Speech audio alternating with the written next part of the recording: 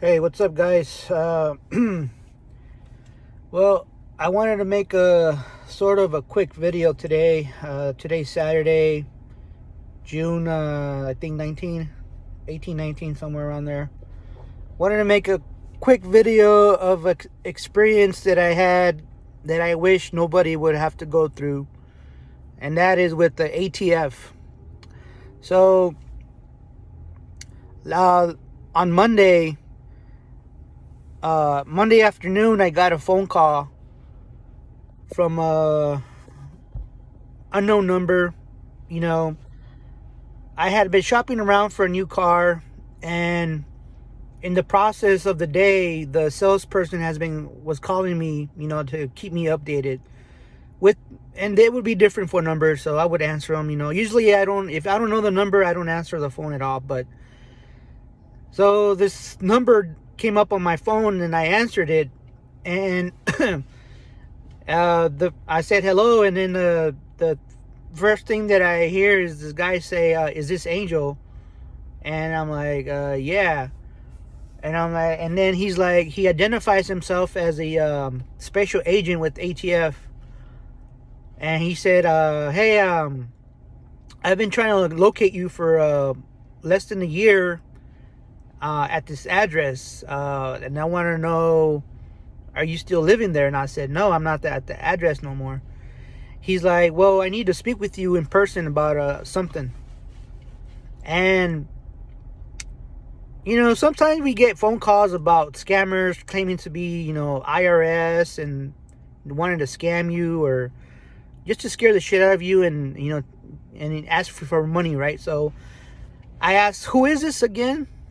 And he said, "I'm special agent." And then he said his last name with the ATF, alcohol, tobacco, and firearms.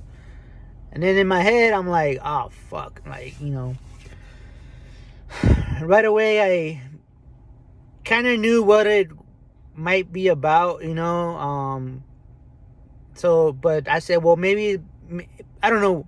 So I'm like, well, he's like, "When are you available?" I'm like, right now." He's like, "Well, usually, we're not allowed to be by ourselves. We need to always have a partner. So, he's like, "Can we meet tomorrow or sometime this week?" I'm like, "Yeah. How about, you come to my work and we can talk." So he's like, "Well, I understand you have doubts about who I am, but if you want to meet in a police station, in public, or whatever it makes you feel safer, we can do that." I'm like, "No, just come to my work and then we'll go from there." So Tuesday, he told me he would be there Tuesday morning on my first break. And so they I'm so paranoid that I'm looking out the window from the inside of my work area out on the street. And all my friends are like, "Hey, well, like, are you okay, man? Like, you acting weird." I'm like, "Man, like, I kind of didn't want to tell my coworkers because 80% of my coworkers own guns, and they're anti. You can say they're anti-government. They don't, which whatever." So I didn't want to freak them out. So 3 cars pull up, unmarked cars, and then I had the agent's personal number that he gave me, and I texted. I'm like, "Hey, where are you going to be parked at, so I know where to walk?" He said, "I'm parked underneath a tree." And I look, and sure enough, it's those 3 cars that I saw. So I asked one of my best friends. I'm like, "Hey, man," like, I told him what was going on. I'm like, "Hey, man, like, can you do me a favor and record from the inside, and in case something happens, like, you'll have video."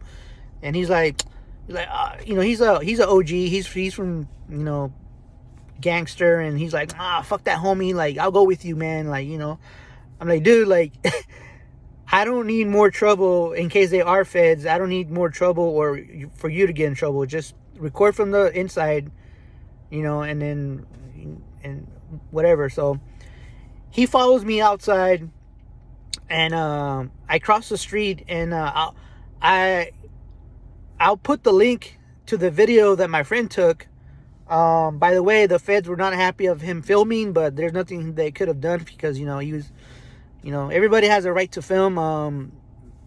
So anyway, in the video, it's kind of hard to listen because there's like loud birds underneath that were on a tree, and they're pretty loud. But you know, basically, out of the 3 agents, the one that I'm talking to the most, the one in the middle, he was cool as fuck. I mean, I have, you know, no problem with him. The tall white guy, he was sort of a smart ass. You won't see that well on the video. There's a Asian ATF agent, and man, that guy was a complete dick, man. Let me tell you, man. Like, but anyway, look at the video, try to listen, and basically what happened was the agent told me that they had recovered a weapon that I sold in the scene of a crime that to commit murders. And so he said he had a big file in his hand, and he said, "Would you like to know which gun I'm talking about?" And I'm like, "Yeah, please. You know, let me know what it is." And he opens the folder, and I see a picture of a lower of the AR, and he said it's a Anderson lower, and he said we need to know who the buyer was because somehow that gun ended up in Sinaloa, Mexico, and it was involved in a lot of murders. And that's when my heart dropped, you know. And I'm like, man, I'm going to prison. So I told the agent that, ironically, 2 months ago I saw the information of when I posted the rifle for sale on Arms List. And some of you might use Arms List, you know, to sell your guns. And so he said, so he started asking me questions like, so when did you put it for sale? He was trying to get a timeline of from when I bought it to when it ended up in Mexico. And the agent came up with a timeline of less than a year.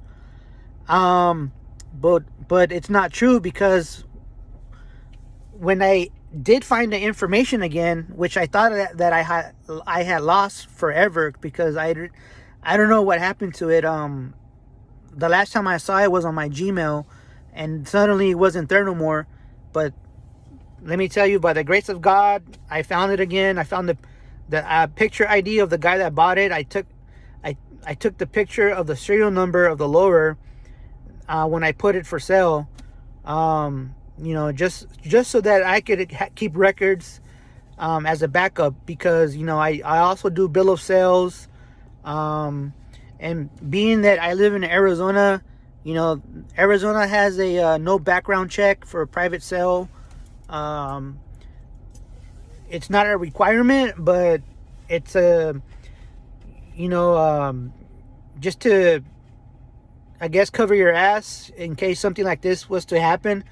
You can have a proof of bill of sale, and the information of the buyer, you know. But I told the agent, like, 2 months ago, I saw the thing on my phone, the information, and that Monday when you had called me that night, I went through my phone and I couldn't find it. So the 3 agents suspected that I had deleted the information, which I hadn't. I even pulled out my phone in front of them, and I know you guys are gonna call me stupid and call me a bunch of names probably, but you know what? I was scared shitless. I'm not gonna lie, man. I was shaking. I was nervous. When you have 3 ATF agents surrounding you and bombarding you with questions and you know, left and right, and I mean, what else are you supposed to think about? You know, like, I don't want to go to prison. I don't want my rights, my Second Amendment rights, to be taken away. So should I have gotten a lawyer? Yeah, but I can't afford one, you know. So basically I was answering their questions the best that I could. And so I took my phone out and I showed the three of them, my emails, my Gmails, you know, they only go back about 30 days.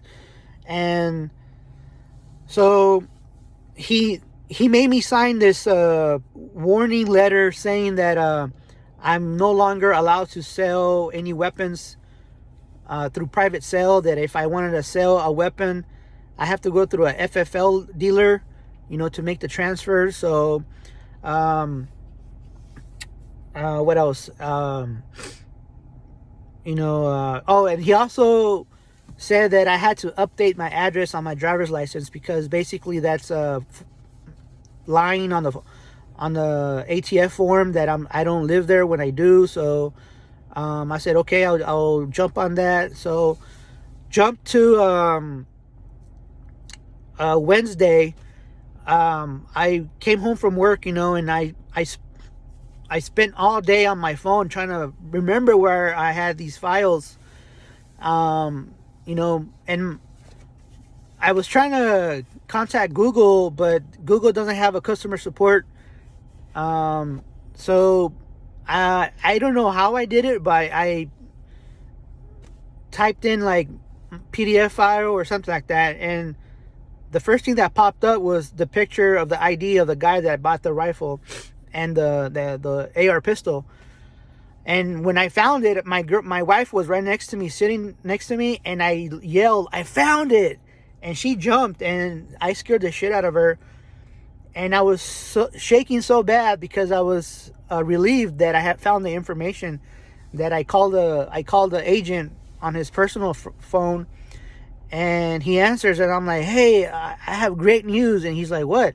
I'm like, "I found what you need. I'm emailing it to you right now."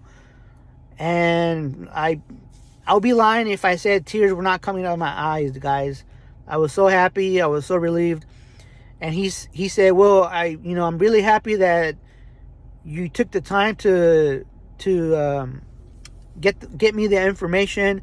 You know, most guys will like just blow it off and be like whatever, but you know, I'm really glad you took initiative." So I emailed him. I said, "Let me know how they come out," and he responded by saying, "That's perfect. That's what I needed.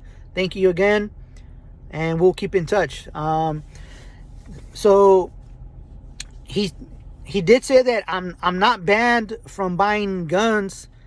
So I can keep buying guns, but if I wanted to buy guns and sell them at the same day, or you know, in like a couple weeks time, I would have to get a FFL license, because that's another thing that they had asked me was like, when you buy a gun, how quick do you sell it?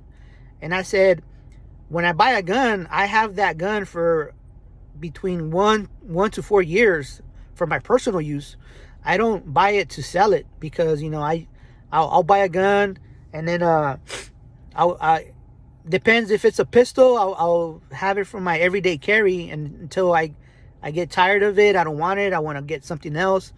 So on that file that he had a list of all the guns that I have bought, you know, and I told him, he said, "Well, tell me how far back do you remember buying your first gun?" And I said, "Man, probably like, I don't know, 20 years ago, I bought my first, it was a Glock," you know, and he's looking on his file, he's nodding, he's like, "Yep." And then he said, "When was the last time you sold a gun?" And I said, "Maybe like 3-4 years ago, I pawned a shotgun and a 9mm pistol." And then he's looking in his file, and he's like, "Where?" And I named the pawn shop in Casa Grande, and he's like, yep, okay." So you know, he knew that I wasn't lying, but he said, "Okay, well, you have to sign this paperwork saying that you're not gonna sell any more guns through private. You're gonna have to go to a FFL and do it that way, because you know, this has to stop." So I have a feeling that pretty soon, if you use Arms List as a buying or selling platform, it'll probably get taken down just like Backpage. But of course, Backpage was taken down because of the prostitution and the you know sex trafficking and all that stuff. But on Backpage you could also buy and sell guns. But Arms List, I have a feeling they might, you know, come down maybe in a year or two, you know, who knows. But anyway, guys, I just wanted to make that update, not an update, just a video of what happened to me, and just relieved that I'm not facing any prison time, because man, let me tell you, I don't wish anybody to have any contact with the ATF. You know, your local police, they're different, you know, they're but when it's a higher federal agency coming, you know, especially to your work, you know, it's not good. So anyway, guys, leave a comment if you want. Let me know your experience that you've had with any contact of ATF, or you know, what your past experience has been. So I'm gonna sign off. You guys have a great Father's Day weekend. Be safe. See you later. All right, bye.